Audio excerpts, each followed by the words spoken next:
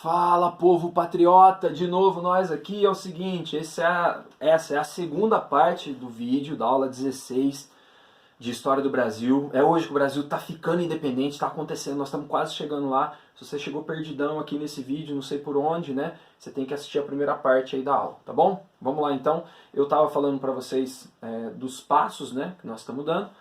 Nós vamos dar o terceiro passo agora. O segundo foi esse aqui, a Revolução Pernambucana. Lembrando, o primeiro foi o período joanino, com muitos detalhes do período joanino. O segundo passo que a gente deu, a Revolução Pernambucana, uma que saiu do papel e deu muita canseira para o Dom João nesse momento. Aguardem que daqui a pouco Pernambuco volta aí de novo. E agora o terceiro passo é a Revolução Liberal do Porto. Vamos lá, Europa, tá? Porto, Portugal, Europa. O que está acontecendo na Europa? O Napoleão varreu, derrubou, destronou, invadiu, causou. Depois tem ali o Congresso de Viena, em 1815, para tentar colar os cacos da Europa depois do Napoleão, que a Europa saiu meio cambeteando depois do Napoleão. Então, para a gente pegar o cenário europeu, tá rolando assim, pós-Napoleão. Você tem ondas liberais, né? Que são resquícios ainda, influenciados pela Revolução Francesa, pelo Iluminismo e tal, ondas liberais, e de um outro lado o absolutismo tentando se manter, né? As monarquias centralizadas, as dinastias, as famílias, os reis, as rainhas, a galera tá tentando, ó, aeróbica. Então, a Europa tá assim, ó, de um lado você tem uma onda liberal, de outro você tem uma onda absolutista. Quem está no trono não quer cair, quem estava antes do Napoleão quer voltar. As ideias liberais não querem que esses reis voltem e façam o que eles quiserem. Tem que assinar algum limite. Esse limite seria uma constituição. Dá para fazer um acordo entre uma coisa e outra? Dá. Você faz uma monarquia, é o caso da Inglaterra, por exemplo, que fez antes já isso, né? Uma monarquia constitucional, ou seja, você mantém uma família real no poder, que dá legitimidade e tal, mas esse monarca, ele governa junto com um parlamento. Esse parlamento faz uma constituição, no qual ele é ativo também, e monarca e parlamento governam. Essa é uma ideia liberal, apesar de ter uma monarquia, né? Então esse era o debate na Europa, tá? Tava se debatendo isso. E desde quando Napoleão foi derrotado e Portugal saiu desse período napoleônico, das guerras napoleônicas, e foi por isso a fuga do Dom João, desde esse período aí, Portugal tá há alguns anos já nesse debate. Tem uma galera em Portugal que quer que o absolutismo, a monarquia forte, centralizada, seja restaurada. Tem uma outra turma que é mais liberal, que quer... Tinha gente que inclusive falava em república lá, né? Então você tem grupos diferentes também discutindo isso em Portugal. Portugal também está com esse debate, né? Você tem uma nobreza que existe ali há um bom tempo já, que não quer perder seu status. Você tem uma burguesia forte também, você tem o pessoal da maçonaria lá, do Sinédrio, né, que vão organizar esse debate liberal e tal.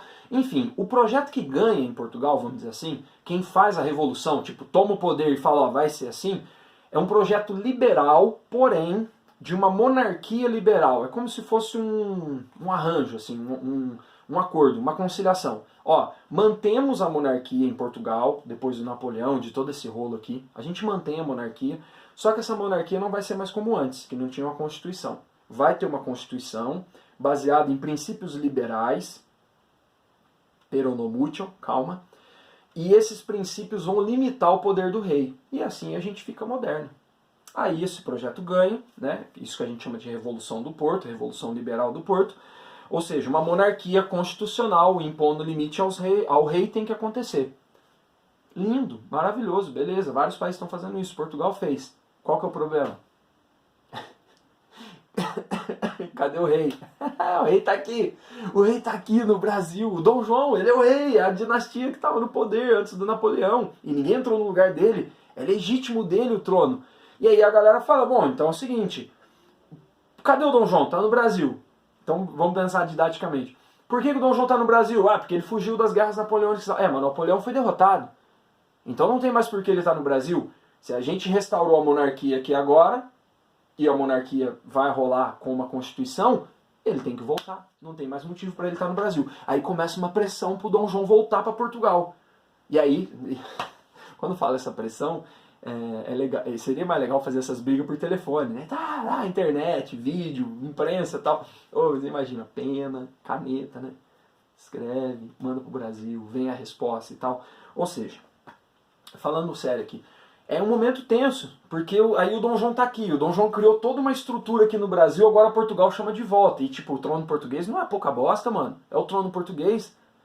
E aí ele fica tentado, porque não pode deixar o poder da família morrer. Ele vai abrir mão do trono de Portugal. E a ideia é assim, se você não voltar, ó, vai dar B.O. A gente põe outro aqui e esse pai invade o Brasil.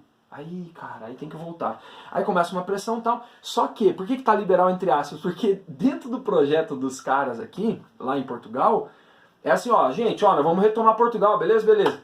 E aí, qual é a função, o que acontece com o Brasil nesse contexto, quando Portugal se reorganiza? Eles, bom, o Brasil volta a ser colônia, sempre foi colônia, vai ser colônia. Então o liberalismo deles, as ideias iluminadas, era para eles. Para nós, a situação de colônia. Anota aí. Essa restauração, essa revolução liberal do Porto significa, para nós aqui, recolonização do Brasil. E o Brasil já estava no momento que a metrópole estava aqui dentro. Só que agora a metrópole voltou a estar lá e chamaram o rei de volta. E o Dom João vai ter que ir embora. Ele mesmo fala, não tem remédio, eu tenho que ir embora. Não vai perder o trono de Portugal. Então você tem a ideia de recolonizar o Brasil, ou seja, eles queriam revogar tudo que o Dom João tinha feito aqui, que deu liberdade para a colônia. A abertura dos portos, as instituições que o Dom João tinha feito. Ou seja, a ideia era voltar o Brasil para a estaca lá de colônia. Ah, aí não, né? Já vai preparando aquela frase que você sabe que vai rolar. 2 palavras no Ipiranga, né? Não, aí não, vai recolonizar a gente. E aí, o mais louco disso tudo é que Portugal tem a elite portuguesa que está na colônia. Tem vários focos de apoio a esse projeto de recolonização. Porque tinha gente aqui no Brasil, tinha uma elite portuguesa no Brasil, que ganhava com o exclusivo metropolitano, com aquele pacto colonial. Bahia e Pará, por exemplo, apoiam incondicionalmente a ideia de recolonizar o Brasil. César, mas eles não são Brasil? Brasil, sim, só que eles não são todo o Brasil. Você tem uma elite que está aqui na colônia que está muito afim do jogo colonial voltar a acontecer, porque era assim que ela ganhava dinheiro, cara. Entende? Então, tipo assim, a situação não é fácil, a situação é tensa. Quando começa a pressionar, o Dom João ainda enrolou um pouco. 1821 ele tem que voltar. Aí ele volta, a Carlota Joaquina fica super feliz, bate o sapatinho assim antes de ir embora, porque não queria levar daqui nem poeira, nem terra. E aí o Dom João volta, só que aí o Dom João volta, aí vai pra voltar todo mundo, beleza? Aí o Dom João volta, o que ele faz? Deixa o filho dele aqui. Até cogitaram a ideia de mandar o Dom Pedro pra lá e deixar o Dom João... Porque a ideia é a seguinte, moçada, se você põe um lá, é jogo de poder. É o Game of Thrones, é assim, eu ponho um lá e ponho um aqui. E eu tenho a minha família Bragança, eu mantenho ela no poder, nos 2 lugares. Mas aí o Dom Pedro era muito imaturo ainda, né? Não daria conta do recado de fazer isso. Eles queriam o Dom João. Volta o Dom João. Eles só, mas o Dom Pedro junto, o Dom Pedro junto, o Dom Pedro junto, porque ele é legítimo, ele é herdeiro. E aí o Dom João não respondia, quando vê chega o Dom João lá, de volta, chega lá para as cortes portuguesas, né? O Dom João vai com a Carlota, tudo, mas não leva o Dom Pedro. Aliás, o Dom Pedro está no Brasil, está casado aqui, tem as suas amantes, tem a sua esposa grávida, né? Então o Dom Pedro não volta, o Dom Pedro fica. Ele fica como príncipe regente então do Brasil. Olha que fita, das fitas. Bom, a cena, né? Aí tem a relação de pais e filhos nessa época, moçada, não é igual a gente tem hoje. Hoje em dia, você vai despedir, você vai no shopping com seus pais, aí você vai numa loja, eles vão no outro, vocês já se abraçam chorando da despedida, né? Porque vai ficar 5 minutos longe.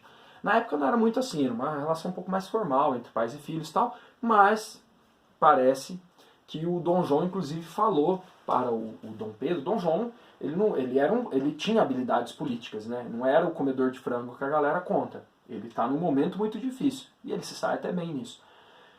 Ele fala... Ele não é bobo, ele sabe que o Brasil vai ficar independente. Então parece que ele fala até pro Pedro, antes de ir embora, ele fala, ó, se for pro Brasil se separar de Portugal, que seja então com você. Aí a última coisa que ele fala, que pelo menos você vai me respeitar. Quando isso, o pai da gente fala isso, a hora que chega em casa você vai aprender a me respeitar. Aí você sabe que a chinela canta, né? Você vai tomar aquela surra em movimento, que você vai tentando fugir da chinelada. Aliás, essa surra é a surra que a gente toma da mãe, né? A mãe bate na gente em movimento. Vocês nunca apanharam, vocês não sabem o que é isso. Pergunta pra alguém mais velho na tua casa. A mãe vai bater atacando as coisas, com chinelo que você tenta fugir da surra dela, é um peão da casa própria virando ali, né? Você vai se movimentando. Quando o pai fala que vai ensinar, eu vou te ensinar a me respeitar, é uma surra estática, né? Você se prepara, né? Posição de recebimento, e leva uma surra do pai. A mãe, você não respeita, né? A mãe e apanha em movimento. Rodo, chinelo, detergente, pote de álcool gel hoje em dia. E o que isso tem a ver com o que nós estamos conversando aqui? Acontece. Beleza? Revolução do Porto, então, é isso. Vamos lá para o quarto ponto aqui, tá? Vai dar tempo, vai dar tempo. O quarto passo nosso chama só 1822. Aliás, eu não vou falar de novo, senão só falo lá dele, né? O Laurentino Gomes tem um livro chamado 1822. Mas não vou falar dele hoje não, já falei. 1822 é o seguinte, é o ano do ano, porque é agora, o Brasil vai ficar independente nesse ano. Desculpa. Mas o Dom Pedro, ele fica como príncipe regente e o ano já começa muito agitado, porque assim que o Dom João chega em Portugal, a corte portuguesa fala, não, você tá louco? Tipo assim, olha a ideia, Portugal vai se reestruturar. E era fundamental que o Brasil fizesse parte dessa reestruturação, bancando Portugal, fazendo a função da colônia, deixando Portugal rico. Agora como é que você deixa o rapaz lá?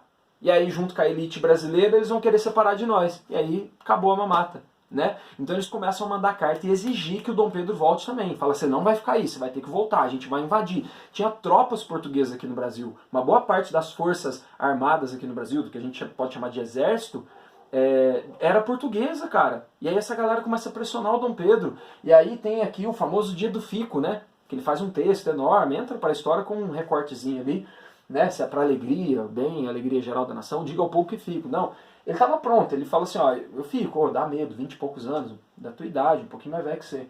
E aí ele fala que fica, isso no dia 9 de janeiro de 1822. Então, tipo assim, bateu o pé e falou que não vai embora. Aí o bicho pega, porque aí ele começa a procurar apoio nas províncias, né, para ver quem tá com ele. A elite brasileira entra no barco da independência, uma parte da elite brasileira, alguns portugueses não. Nesse momento aqui você tem, eu estou falando brasileiro, mas ainda não tem essa ideia, mas você tem os nativos aqui, os descendentes, né, de portugueses, e uma galera mais próxima da coroa portuguesa mesmo, pessoal mais ligado a Portugal. Mas assim, no geral, o Dom Pedro vai tentando construir apoios, vai visitando alguns lugares, mandando carta e tal. Uma das coisas que ele promete para conseguir apoio é o seguinte, ó, vocês das províncias aí, me ajudem nessa empreitada, né, de segurar a onda aqui dessa pressão portuguesa, apesar dele ser um português, porque se tudo der certo, né, encaminhando para a independência, ele prometeu fazer uma constituinte, ele prometeu fazer uma constituição. Então você apoia porque vai nascer um país, vai ter uma constituição, eu participo da constituição dessa carta que vai regularizar e a gente acerta algumas coisas do interesse de todo mundo nessa Constituição e fica independente, né? Então tem essa promessa. E aí, cara, o que acontece? Portugal começa a atacar com seus aliados aqui, manda tropas, manda navios e começa a tentar tomar o Brasil. E aí o Dom Pedro com a galera que tem que se defender. Então tem guerra sim, tem vários conflitos sim, são meses de conflitos. O ano de 1822 tem vários conflitos em vários lugares do Brasil, principalmente na Bahia e no Pará, que era um grande reduto de apoio português. E ali o Dom Pedro tem que mandar a galera para combater e tal. Inclusive no Pará, naquela aula que eu vou fazer especial de História das Mulheres na Colônia, tem a história fantástica da Maria Quitéria, que virou o Medeiros. Ela se convocaram o pai dela para lutar na Guerra de Independência do lado do Brasil, ela estava ali na Bahia, onde hoje é Feira de Santana. E aí, ela, uma jovem, ela viu o pai dela se recusando a ir pra guerra, falou, eu vou. Aí a irmã dela ajudou ela, se vestiu de homem e foi pra guerra. Foi pra guerra, fez algumas batalhas, no meio das batalhas, no meio do vucu-vucu, descobriram que ela era mulher. E aí o superior dela nem deixou ela sair, falou, não, essa aí é zica, eles falavam assim na época, né? Essa tem que ficar. E aí ela participou, cara, depois ela recebeu honrarias do próprio Dom Pedro, foi homenageada, é uma história fantástica da Maria Quitéria, pesquisa aí sobre ela. Então teve sim conflitos, a Maria Quitéria participou desses conflitos, teve gente morrendo, teve gente presa, foi treta, é um momento tenso. 1822 é um ano tenso. Tem uma participação dos dos maçons, vocês que gostam aí da maçonaria, né? O pessoal que faz parte, tudo. Duas lojas importantes no Rio de Janeiro, fez um abaixo-assinado para tentar impulsionar o processo de independência, mais de 6 mil assinaturas e assim, só de gente importante. Gente, nossa, eu ia falar um palavrão aí. De gente importante, tá? Conseguiram assinaturas de gente importante e tal. E aí quando chegou no mês de maio, tá tudo tenso. No mês de maio, o Dom Pedro baixa um decreto lá que chama Cumpra-se. Ou seja, com esse decreto tinha que cumprir, ele determina a soberania do Brasil. O Brasil não tem que cumprir mais ordens de Portugal. Nada que vier de Portugal vai ser cumprido. Nós teremos soberania para as nossas próprias decisões. Esse é um momento importante também. É um momento de soberania. Não vai se cumprir mais a ordem de Portugal. Já é uma ruptura, né? Aí você tem figuras como... Aí tem aqui a Leopoldina, vai ser uma figura importante na vida do Dom Pedro, na história do Brasil, inclusive no papel decisivo também na independência, bastante influente. Você tem aqui essa figuraça, o José Bonifácio. O José Bonifácio é um grande nome desse momento. Não dá para estudar esse momento sem a figura do José Bonifácio, né? Aqui a gente está fazendo um resumo do resumo do resumo. Mas o José Bonifácio era um liberal, tinha vivido 30 anos na Europa. César, liberal, mas do lado de um monarca? Sim, ele propunha para o Brasil uma monarquia constitucional. Ele propunha para o Brasil o fim da escravidão, ele propunha para o Brasil uma reforma agrária. Era um cara visionário, assim, ele estava à frente do tempo dele. E ele é o cara que vai organizar ali um conselho, os ministros. Ele é um nome forte, vamos dizer assim, dentro do governo do Dom Pedro. Dom Pedro é moleque, né, 20 e poucos anos, rapazinho novo, né? Então ele precisa de uma voz experiente ali junto com ele. E esse cara é o José Bonifácio, que tem contato também com a Leopoldina, que era mais madura que o Dom Pedro também. Então tem toda essa turma aqui, né? Tem o Dom Pedro, ele conta com o Estado brasileiro nesse momento, que estava organizado ali desde a época do pai dele. Então vai se estruturando o exército, né? Toda a arrecadação de impostos. Então o Dom Pedro, ele tem algumas ferramentas, né? Tem o Bonifácio, tem a mulher, tem as guerras, tem os soldados, tem o apoio das províncias, tem a estrutura do Estado, a elite brasileira embarca junto com ele, os proprietários de terra aqui no Brasil, daqui a pouco vocês vão saber por quê, a galera do agro aí tá junto com ele no processo de independência. Bom, enfim, vai rolar a independência. Só que, pensa comigo, quando fala da independência, do 7 de setembro, qual é que é a cena que vem na tua cabeça? Pensa aí. E onde é essa cena? Vocês repararam que tudo que a gente está falando é Rio de Janeiro, praticamente. É a sede, né, do governo. É a capital do Brasil. E o Dom Pedro está lá, com a família dele, com tudo isso que eu estou falando está lá. Por quê? Cargas d'água, raio das quantas, não sei do que. O grito de independência é dado no 7 de setembro. Se teve um grito, a gente vai falar disso. No Ipiranga, um corguinho, um riachinho lá em São Paulo. Por quê? O que o Dom Pedro estava fazendo em São Paulo?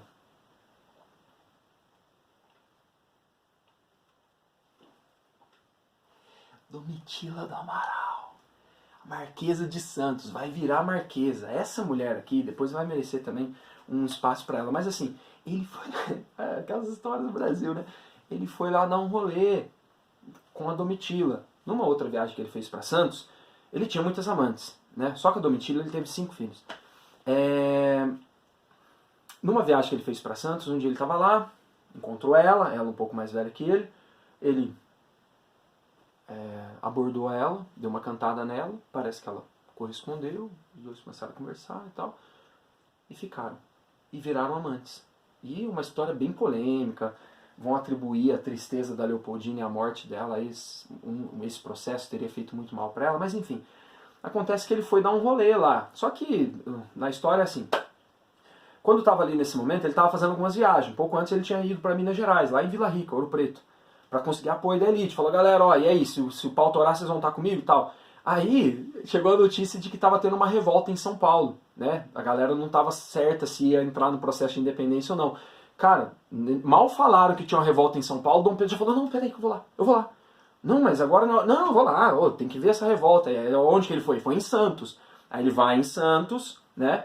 Faz o que ele tem que fazer, uma missão, vamos dizer assim, não oficial, sobe para Serra do Mar, São Paulo. Quando ele está passando em São Paulo, vai acontecer uma fita. Enquanto ele está aqui, a corte portuguesa, mesmo com o Dom João lá, mandou o ultimato. As cartas chegaram aqui num pacote no dia 28 de agosto. Ó, tá chegando o dia da independência. Dia 28 de agosto de 1822. Chegou um pacote de carta no Brasil. Quem estava lá no Rio de Janeiro para receber? Leopoldino, José Bonifácio, os ministros, os conselheiros ali e tal.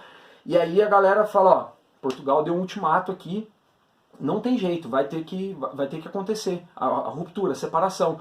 E entre eles estava rolando assim, na boa, meu, eu não sei o que o Dom Pedro tá esperando para fazer isso, cara. Já é, o Bonifácio falando, ela principalmente falando, a esposa dele também, ela participava desses assuntos políticos, ela tem um papel ativo na história do Brasil, né, que entra para a história só com os homens, mas não é verdade. Também não foi ela que fez a independência sozinha, mas ela tá lá junto. E ela falou, não, eu já falei pra ele tem que fazer tal. Vamos avisar ele. Aí o que eles fazem? Pega esse pacote de carta, manda por Sedex. Ah, imagina isso, ó. A cavalo, do Rio para São Paulo. 7 dias de viagem para encontrar o Dom Pedro. Oh, ai que canseira, não tem como mandar mensagem, saber onde ele tá. Então vem pelo Vale do Paraíba ali. Imagina os caras, você viu a comitiva do Dom Pedro? Eu falei, Dom Pedro passou aqui? Eu não vi não, cara. E aí vem com esse pacote de carta, ou seja, com o ultimato de Portugal, falando, mano, ou vai ou racha, e aí vai rachar, e com cartas dos conselheiros, e do José Bonifácio, e da própria esposa dele, da carta da Leopoldina, falando, mano, vai, E aí, esse pacote de carta encontra o Dom Pedro ali, margeando o rio Ipiranga. E aí chega um mensageiro, entrega pra ele, ele vai ler. Depois que ele lê tudo, ele avisa a tropa que está com ele. Fala, ó, a situação nossa com Portugal está insustentável. A partir de hoje, não está rolando mais. Ou é isso ou é a morte. Não tem grito. Ele vai dizer mais ou menos isso lá no meio da galera, mas não tem espada. Ainda... Não, depois a gente vai desconstruir o quadro aqui. Beleza? Esse é o 7 de setembro. Ou seja, ali é tomada a decisão da ruptura. Só que aí tem que pegar um cavalo, 7 dias, chegar no Rio, avisar todo mundo. Só para vocês terem uma ideia da construção disso, né? A notícia da independência chega em Pernambuco em dezembro. Que doideira. Setembro, é a independência, 7 de setembro, beleza. Mas, pô, para chegar no Rio, 7 dias. A notícia chegou em Pernambuco só em dezembro. Então, você viu aí que o Brasil ficou independente? Ah, não sabia quando. Tem 3 meses.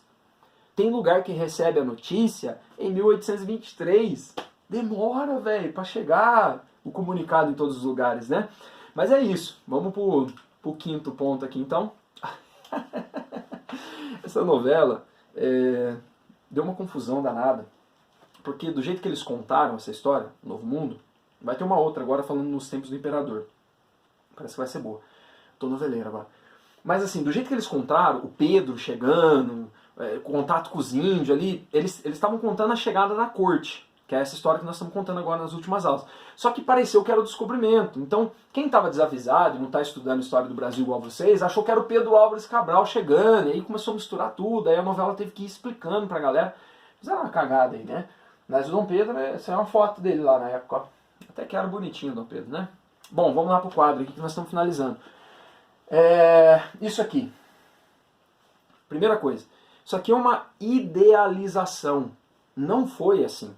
E isso não desmerece a nossa história, tá? Nós vamos fazer aqui o meio do caminho, nem uma coisa nem outra. Vamos desconstruir primeiro. Isso não foi assim, não tinha os populares aqui, ele não estava no alto do relevo, assim, nem tem isso lá no Rio do Ipiranga, lá no Ipiranga nem tem isso, nem tem essa cena aqui. A parte mais alta que tem, o rio não passa perto. O próprio Pedro Américo confessou, falou que ele teve que assassinar a geografia para fazer esse quadro aí, para dar certo. Na verdade, essa tela é inspirada numa tela famosa do Napoleão também e tal. Então ele precisava estar no alto do morro, assim, para dar essa perspectiva, né? Essa casinha aqui, tem toda uma polêmica se existia ou não, parece que tinha uma casinha assim lá perto. Não tem, sabe? Tipo, parece que tem, acho que tem até um cara com cartola aqui, um tiozinho com cartola. Não tem. O Dom Pedro não estava em trajes oficiais, ele estava vindo da casa da amante. Então, tipo assim, ele estava com roupa apaisana, não era um evento oficial. Não eram cavalos, essa é uma informação importante. Jegue e mula. O Dom Pedro estava numa mula. Né? Isso não desmerece a história. Era assim que o transporte era feito no Brasil. Mas isso daqui é uma idealização. Ah, César, mas de quando? Então, isso não é uma foto do momento, né? Nós estamos no dia 7 de setembro de 1822, mas esse quadro ele é de quase 70 anos depois, ele é de 1888. Quem mandou fazer esse quadro foi o Dom Pedro II, o filho do Dom Pedro, no momento em que o Império Brasileiro estava em crise, está prestes a tomar um golpe da República. Então precisava de alguma coisa ali para puxar um passado heróico, glorioso do pai, para valorizar a família, a monarquia. Então isso é uma construção, é uma idealização, tá? Isso está lá no Museu do Ipiranga, o Museu do Ipiranga em breve vai ser aberto, mas é uma idealização, tudo bem? Então esses trajes aqui, não foi assim, tá? Mas isso não tira a importância do momento. César, é verdade que eu ouvi falar ali que ele estava com problemas intestinais? Era, por isso que eles estavam margeando o rio, para ele poder descer e fazer as coisas e poder se limpar e tudo. Aconteceu, ele estava com caganeira, né? E é verdade. Mas só que isso é ruim também, você usar. É engraçado, porque você fala, pô, mano, aí o cara. Então ele foi visitar a amante, voltou com caganeira e proclamou a. Proclamou não. A independência, né? Deu o grito do Ipiranga. Cara, sim, mas isso não tira a importância do momento, né? Mas que é engraçado, com certeza. Mas é preciso fazer assim, ó, essa desconstrução, ok. E contar todos esses detalhes. Puta, então ele tava assim, tal, mas é um momento importante, é um momento de ruptura. O país que você vive, que eu vivo, tá nascendo aqui, cara. Vai nascer com isso. Eu não olho para isso também com, ai meu Deus, que legal. Mas eu sei que é um momento importante. Eu sei que na hora de ir embora ele foi na mão. De falar 7 dias na mula. E agora, mano? É independência? Será que é isso mesmo? Porque dá tempo de desistir. Quem tinha comemorado era só quem tava em volta dele. Aí chega no Rio, você tem que avisar e tal. Então você tem, sim, um processo. Portugal, a princípio, não aceita. Depois vai ter que pagar uma indenização. Depois a gente vai para esse rolê do pós-independência. Vamos parar na independência aqui, senão isso não termina hoje, tá? Então precisa buscar um equilíbrio nisso. Não caio nessa história também de só a história que é engraçadinha, de que, nada, que bosta que é o Brasil, o cara tava com caganeiro, não sei o que. O momento é importante, mas saiba que isso daqui tem uma idealização, tem uma construção de décadas depois que é feita em cima disso, tá? A gente não cai em armadilha aqui não. E aqui, o que eu fiz? A mesma coisa. Bom, sexto pulo aí, sexto ponto, e para finalizar. Bem rápido, tá? É o pulo do gato, mas assim, a nossa elite. A gente precisa falar da nossa elite, porque olha o que aconteceu. O Dom Pedro teve apoio da elite. Vários países estavam virando repúblicas e nós viramos um império, né? A elite agrária, vamos falar brasileira a partir de agora, porque a independência está feita, né? A elite agrária brasileira, sabe, os proprietários de terra, aquela aula da estrutura social do Brasil, a elite brasileira, os proprietários de terra, os homens, principalmente envolvidos na política, viu no processo de independência, porque assim, os processos que estavam acontecendo pelo mundo afora eram muitos processos populares. E esses processos populares poderiam trazer pautas populares para os novos governos que iam surgir, para os novos países que iam surgir. O que a elite brasileira fez? Correu, apoiou o processo, viu uma oportunidade de conduzir a independência junto com o Dom Pedro, não importa que ele é português, estamos junto com ele. A elite agrária brasileira conduz o processo de independência junto com o Dom Pedro. Por quê? Porque sabe que, dando apoio a esse processo de independência, com a estrutura que o Brasil tinha no momento, quem vai compor o governo, quem vai compor a política, quem vai ter o poder na mão, quem vai estar com o Estado na mão, é a elite agrária brasileira. E estando com o Estado na mão, ela garante uma independência sem risco, sem mudar a estrutura. Tanto é que o Brasil fica independente e continua escravista, agroexportador de latifúndios, sem mudança estrutural. Então a elite brasileira, ela vai junto no movimento da independência, porque isso garante para ela o que ela tinha antes. É uma elite que não permite o surgimento da classe média, o fim da escravidão, a reforma agrária, nada disso. É uma elite do atraso. Isso vai segurar o desenvolvimento do Brasil por muito tempo ainda. Esse é o pulo do gato, para você entender que a elite brasileira só aceitou o processo de independência não porque lutava por ideais iluministas do século XVIII, não. A elite brasileira aceitou porque era uma oportunidade de criar um país com os mesmos benefícios de antes, sem ruptura, sem risco na estrutura vigente. Beleza? Temos aqui o período joanino, a Revolução Pernambucana, a Revolução Liberal, 1822, o Grito do Ipiranga e esse último pulo do gato que eu dei para vocês.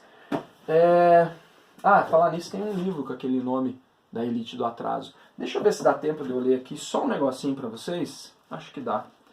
No finalzinho do capítulo aqui da Lilia Schwartz, Brasil, uma História, uma biografia, perdão, ela fala assim, ó, que...